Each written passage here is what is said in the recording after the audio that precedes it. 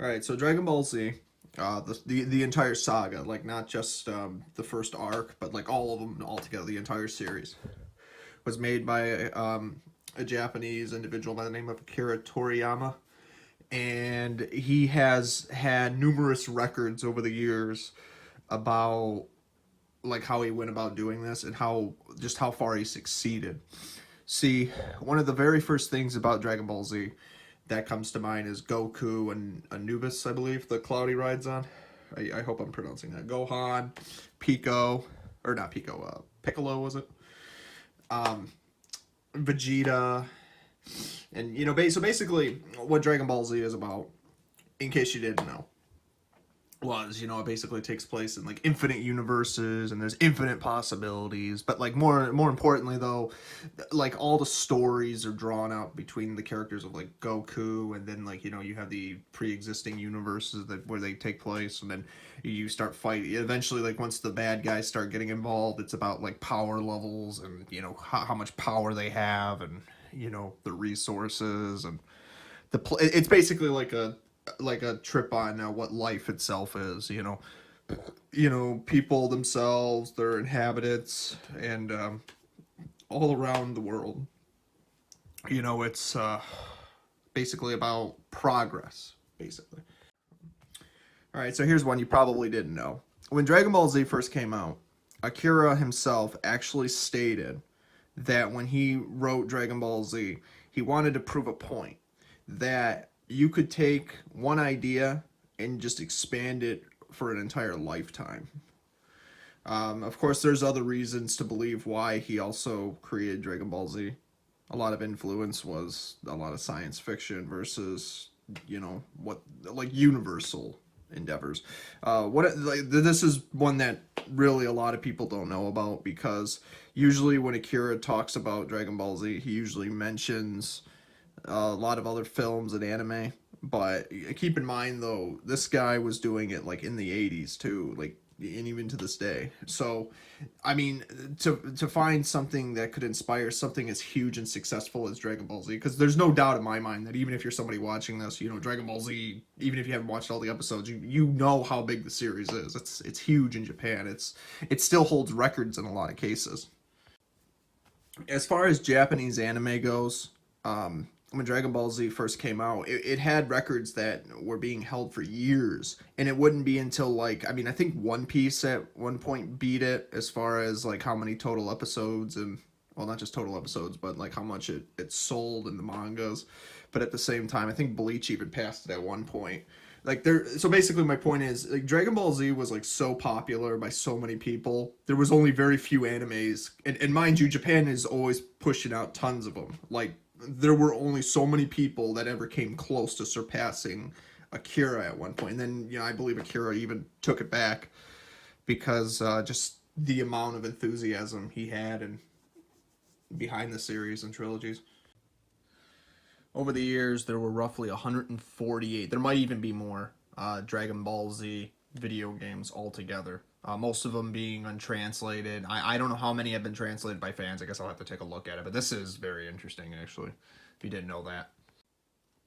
In Japan, Dragon Ball Z did not receive a homemade version, like, physical copy, until like the year 2003.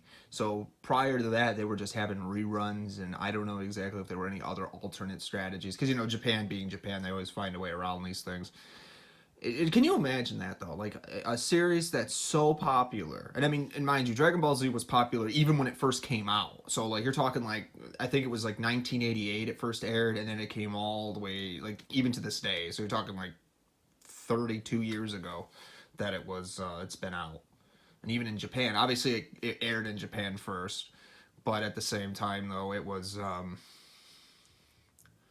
a series that, they even as big as that series, there were delays for certain things like home releases until roughly 15-14 years later. So here's one you might not know, but maybe I'm sure there's people that do. So there's it's a movie basically, but it's at the same time though, there's like, it was kind of like something in their literature. It was a Chinese literature that's inspired Dragon Ball Z as a series. It was called Journey to the West. And when they mean Journey to the West, they don't necessarily mean like Western civilization, like, you know, America. But it basically was, it's something like, it was all based on like Chinese literature. And I mean, understandably so. China, from what I understand, is like the oldest country we have on, you know, what is it? In the world, on record, history that we know of so far that we can backtrace. Could be wrong though. But anyways, I wouldn't be surprised that a lot of Asian cultures inspired a lot of other Asian cultures. Therefore, you know, it basically infiltrated the idea to Akira that when you really look at like how he wrote the series, you know, he had a lot of ideas that were, you know, just about life itself and progress, trying to like basically one trying to become somebody, you know, like, or again, like Goku, for example, like every time we see Goku training, for example, it's always based on, you know, to become stronger or to be better. And you never know what life's going to bring you the next day, you know. So that's one way to look at it too. See, here's something else you probably didn't know. See, way back in the day, some of the people that used to work with Toriyama had this idea that Dragon Ball Z should have been like a cute and funny series, because, you know, like all the comedy every now and again that they mention. Like, I'll give you an example. Like, you know, you remember that one scene where Goku takes off all his armor and his opponent's like asking him how he properly trains, and he looks at him and he's like, this is heavy. He's like, how do you wear this? And he's like, oh, he's like, it's real light. You know, like he's takes off. There's a video on YouTube. I'm sure you can find it real easily of that one scene. And I never laughed so hard, but anyways, but Akira at the same time though thought that if they didn't put like more serious tone into the series, like with the action sequences, for example, people wouldn't probably take it as like, it wouldn't take it to heart, because when Akira made Dragon Ball Z, he wanted to make a series that had action, violence, and obviously metaphors you can learn from as well.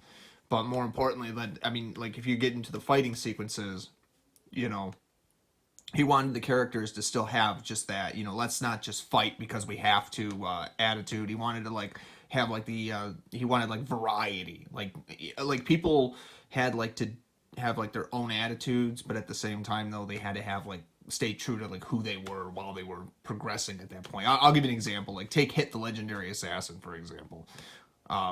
You know, if you go way back to like later in the series. You know, Hit was supposed to be like, you know, this very, very powerful, very, very impressive fighter, but like he doesn't, like they say, he doesn't try to lead you on more than he really does. You look at him and you're like, you know, he's silent, he doesn't say more than he has to, and he only does what he has to do. That's always been his character. But like when you fight him though, and you know, you see like the way he stands still and he puts his hands out like he's waiting, he's reading your mind and all that. What are you gonna do? Because he can time lock things, you know, time travel and, you know, hit their, you know, critical points. And so when you think about it, you know, with a character like that has to stay true to like, you know, he doesn't lead you on, he doesn't tell you everything, but at the same time though, he's a really good fighter. You know, so for someone like that, you know, you can kind of relate to an assassin because that's who he was. So he has to have the tone of seriousness, because if he's not paying attention, he very well could be caught off guard, especially for somebody that can see the future, sort of. So it's really interesting how, like, you know, with a series that has as many possibilities as Akira does, how they've executed it over the years. You know, all the characters have their own fighting styles, their abilities, their natures, and they still stay true to that over the duration of the series, to the point where even the fans are still happy with it. Another reason why when Akira at first thought that he was kind of having second thoughts about what he said about a series being infinite, there was at one point Akira was thinking about ending the series. That's hence where the Z came in, Dragon Ball Z. And he stated that, you know, he was kind of thinking like, you know, they were starting to kind of run out of ideas, like what to do with that saga, but they were thinking about like making another one. But what ended up happening though was the Dragon Ball Z saga ended up actually having more than its predecessors at the time. I don't know how many episodes in its arc, if it still has that record in the series, but before they started a whole new arc, and obviously continued on with the series in general, you can really see just how much they changed their minds with and how probably overwhelmed they probably were with the amount of progress they made throughout the whole series. Okay, so you want to talk about like how crazy successful this is? It's kind of like how Pokemon, like when they first made it, it became popular in its own way. But like but here's one for you for Dragon Ball Z. So when Dragon Ball Z first came out in 1988, by the end of 1999, it was already a $3 billion legacy, basically. So Akira was well over his means of being successful with this series. You know, just goes to show you that, you know, a lot of people really fell in love with it because it was just marketed to a lot of people, and a lot of people stuck around. That's how you can build a successful franchise. I mean, I think that's what Akira wanted people to really learn from this whole thing, as well as the people that helped him out, of course, over the years. You know, you just have to stay true to what you have to figure out who your audience is, and then give your fans what they want. Stay true to your friends and your fans, and let me tell you something, even you can succeed at something.